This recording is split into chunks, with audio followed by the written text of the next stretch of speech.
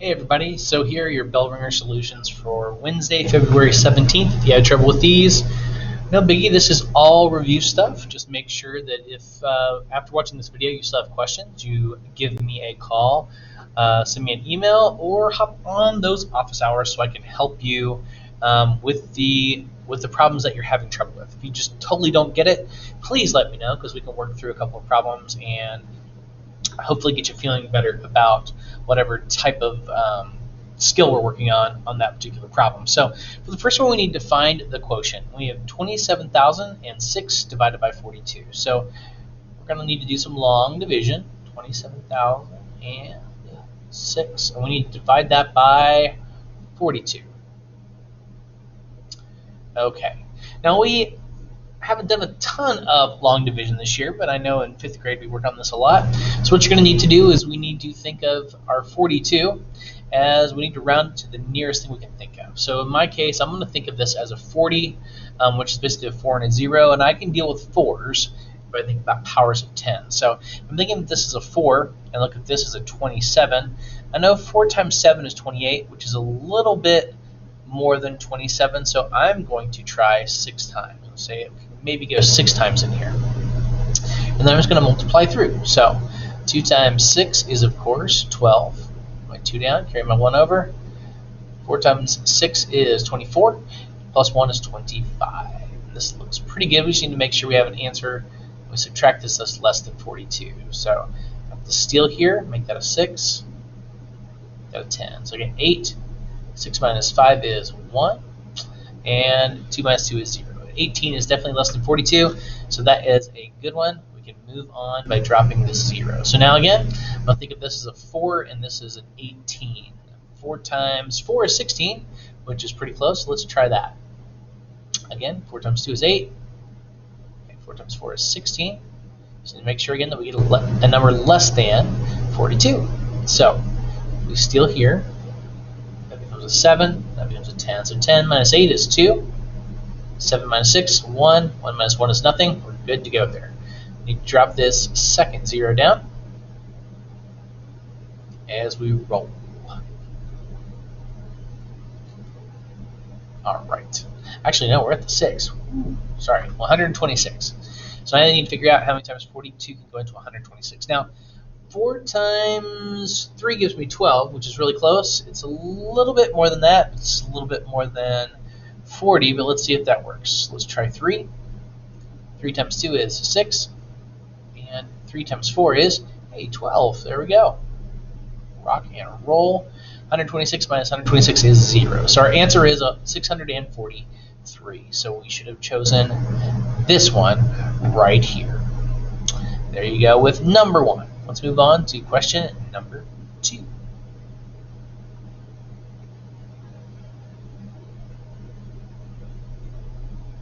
All right, for question number 2, this is multi-digit multiplication. So again, we'll probably need to rewrite this to make it easier to do. I always go vertical here. So I have 28.2 times 7.8.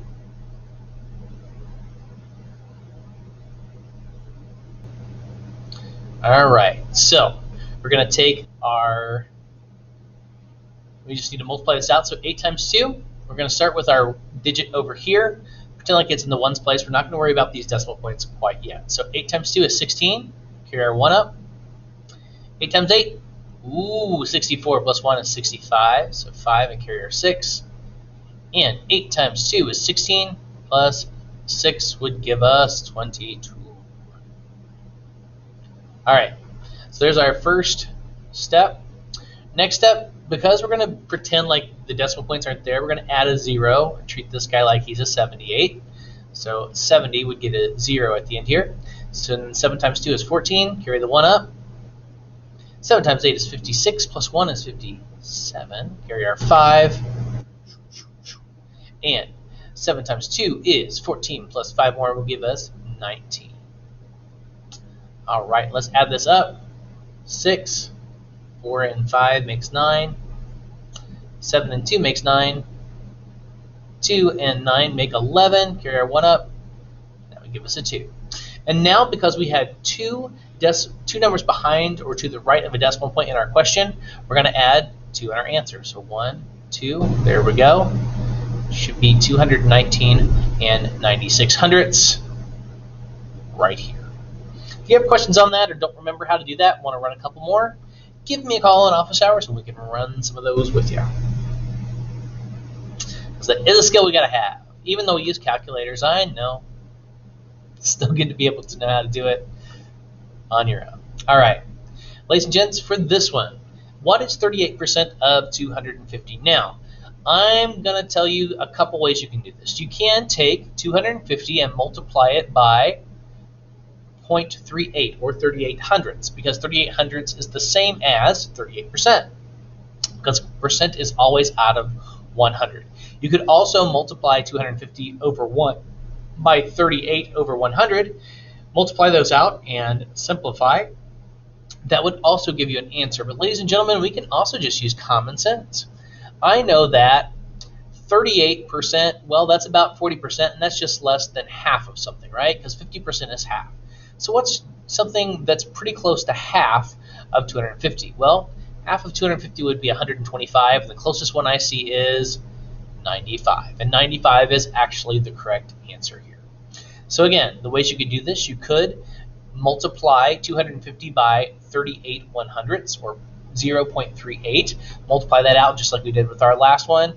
Add your decimal points in, and you would get 95. You can also multiply 38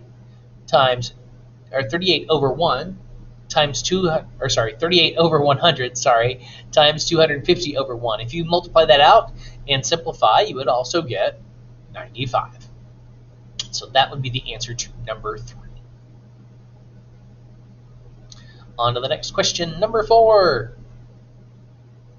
Question number 4, we just need to find the rule to this. And remember, the rule has to work for every set of numbers in our function over here. So in our function chart, we have x is y, x is 4, y is 3. X is 6, y is 5, x is 7, y is 6. So it looks to me like for each of these, these are one smaller. The y is one smaller than the x. So if I take the x and take 1 away, I get my y value. There we go. If I were to figure out the last number in this box, n would actually equal 9, because it would be 1 less than 10. If you check these out, if I add 1 to x, I would get 5, so my y would not be equal. None of these would work for that. And 3x plus 2 equals 4y. Well, some of these do actually work. Like, well, let's see. 3 times 6 is 18, plus 2 gives me 20, and 5 times 4 is also 20. So this one works for 6 and 5, but it doesn't work for our other 2 sets of numbers that are given, which means that this, yes, x minus 1 is the only rule that will match all of the inputs and outputs in our set. And last but not least, question number 5. The area of the shaded region. We need to find this, and ladies and gentlemen, remember, length times width equals the area of a rectangle. That's pretty simple. And I've got a length and I've got a width here. So I've got 8 times 10. I like to do it that way. That would give me 80. 80 inches squared, right? Oh, wrong, ladies and gentlemen, because I want to know the area of the shaded region.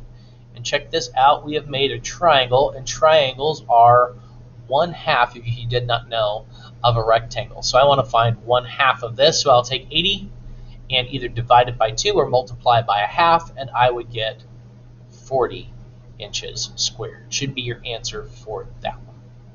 All right, that's it for these questions. Again, if you have questions about the questions, if you're still worried about any of these skills, please give me a call. Let me know what you were having trouble with, and we can run a couple of problems until you feel a little more comfortable. All right, time for that lesson, and then on to some independent practice for today. Let me know if you need any help, and I will see you on office hours.